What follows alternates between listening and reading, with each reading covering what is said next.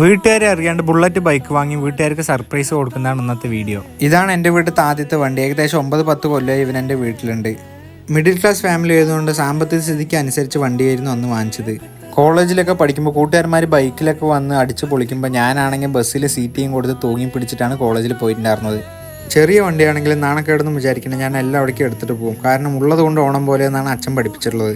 ജീവിതം അവസാനിച്ചില്ലല്ലോ, എന്തെങ്കിലും എല്ലാം ശരിയാവുന്നായിരുന്നു ഞാൻ അപ്പം മനസ്സിൽ വിചാരിക്കുക. 1.5 കൊല്ലം ശേഷം ഇന്ന് എൻ്റെ കയ്യിൽ സ്വന്തമായിട്ട് 2 വണ്ടികളുണ്ട്. 1 രൂപ പോലും അമ്മൻ്റെന്നും അച്ഛൻ്റെന്നും വാങ്ങാണ്ട് റെഡി ക്യാഷ് കൊടുത്ത് സ്വന്തമായിട്ട് എടുത്ത 2 വണ്ടികൾ. ഈ കാണുന്ന ബുള്ളറ്റ് ആരോടും പറയാണ്ട് എടുത്തതാണ്. ഇത് വീട്ടിൽ കൊണ്ടുപോകുമ്പോൾ അതിൻ്റെ റിയാക്ഷൻ നോക്കാം.